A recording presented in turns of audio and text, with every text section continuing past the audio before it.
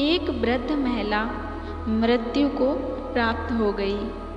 यमराज उसे लेने आए तो औरत ने यमराज से पूछा, आप मुझे स्वर्ग ले जाएंगे या नरक में? तो यमराज बोले, दोनों में से कहीं नहीं। तुमने इस जन्म में बहुत ही अच्छे कर्म किए हैं, इसलिए मैं तुम्हें सीधे प्रभु के धाम ले जा रहा हूँ। वृद्ध औरत खुश हो गई और बोली, धन्यवाद, पर मेरी आपसे एक विनती है। मैंने यहाँ धरती पर सबसे स्वर्ग नरक के बारे में बहुत सुना है, इसलिए मैं एक बार दोनों जगहों को देखना चाहती हूँ। तो यमराज बोले, तुम्हारे कर्म अच्छे हैं, इसलिए मैं तुम्हारी यह इच्छा पूरी करता हूँ। चलो हम स्वर्ग और नरक के रास्ते से होते हुए प्रभु के धाम चलेंगे। दोनों चल पड़े। सबसे पहले नरक आया। नरक में वृद्ध औरत ने जोर जोर से लोगों के रोने की आवाज़ सुनी। वहाँ नरक में सभी लोग दुबले पतले और बीमार से दिखाई दे रहे थे। औरत ने एक आदमी से पूछा, यहाँ आप सब लोगों की ऐसी हालत क्यों है? तो आदमी बोला, तो और कैसी हालत होगी? मृत्यु होने के बाद जब से यहाँ पर आए हैं, हम लोगों ने एक दिन भी खाना नहीं खाया है। भूख से हमारी आत्माएं तड़प रही हैं। वृद्ध औरत की नज़र एक विशाल पतीले पर पड़ी, जो कि लोगों के कद से करीब 100 फीट ऊंचा होगा। उस पतीले के ऊपर एक विशाल चम्मच लटका हुआ था। पतीले में से बहुत ही शानदार खुशबू आ रही थी। वृद्ध औरत ने उस आदमी से पूछा, इस पतीले में क्या है? आदमी मायूस होकर बोला, ये पतीला बहुत ही स्वादिष्ट खीर से हर समय भरा रहता है।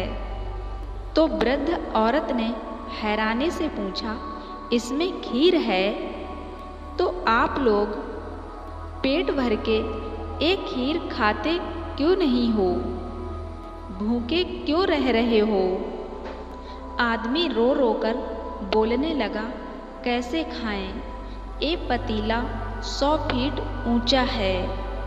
हम में से कोई भी उस पतीले तक नहीं पहुंच पाता है। यह सब बात सुनकर वृद्ध औरत को उन सब पर तरस आ गया।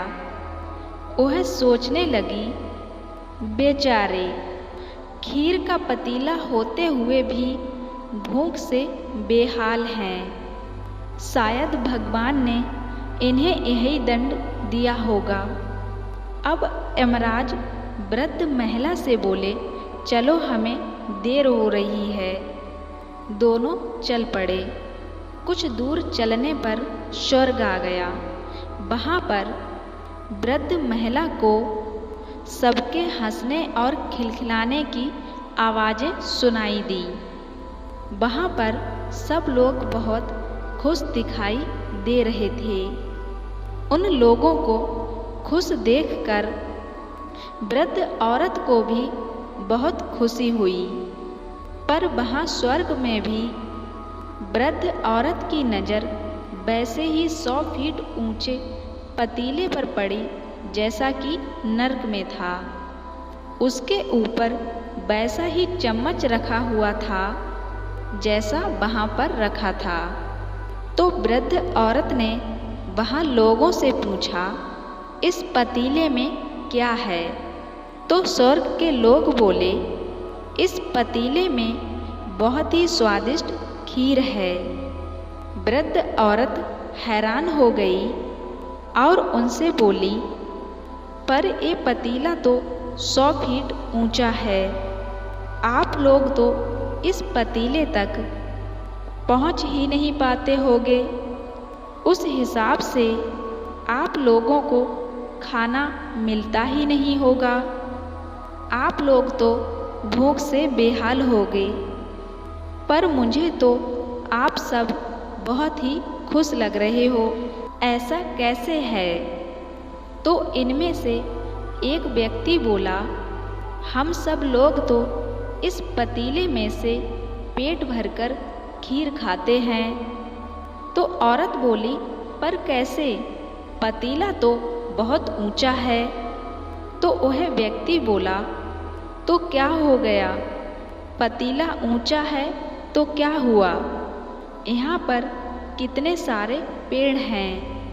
हमने इन पेड़ों की लकड़ी ली, उसको काटा और एक विशाल सीढ़ी का निर्माण किया। उस लकड़ी से सीढ़ी के सहारे हम पतीले तक पहुँच जाते हैं और सब हम मिलकर खीर खाते हैं और खीर का आनंद लेते हैं। वृद्ध औरत यमराज की तरफ देखने लगी तो यमराज मुस्कुराए और बोले, भगवान ने स्वर्ग और नरक इंसान के हाथ में सौंपा है। चाहे तो वह अपने लिए नरक बना ले और चाहे तो वह अपने लिए स्वर्ग बना ले। भगवान ने सबको एक समान ही हालातों में डाला है। उसके लिए उसके सभी बच्चे एक समान हैं। वह किसी से भी भेदभाव नहीं करता है। वहाँ नरक में भी पेड़ पौधे सभी थे, पर वह लोग खुद ही आलसी हैं। उन्हें खीर हाथ में ही चाहिए। वह लोग कोई काम करना ही नहीं चाहते हैं, कोई भी मेहनत नहीं करना चाहते हैं। इसलिए वह सब लोग भूख से बेहाल हैं, क्योंकि यही तो ईश्वर की बनाई इस दुनिया का नियम है। जो कर्म करेगा, मेहनत करेगा, उसी को मीठा फल खाने को मिलेगा। स्वर्ग के सपने छोड़ दो और नरक का डर भी छोड़ दो। बस आपकी वजह से किसी का दिल ना दुखे, इतना सोचो और बाकी सब कुदरत पे ही छोड़ दो। कहते हैं कर्म ही पूजा होती है।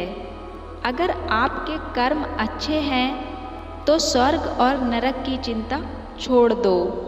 हमेशा अपनी मेहनत पर विश्वास रखो और हमेशा ज़िंदगी में अच्छे कर्म करो।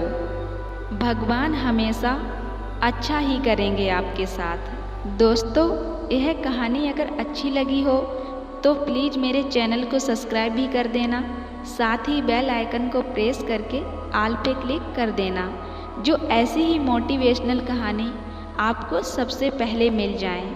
और कहानी अच्छी लगी है तो वीडियो को भी लाइक शेयर ज़रूर कर देना।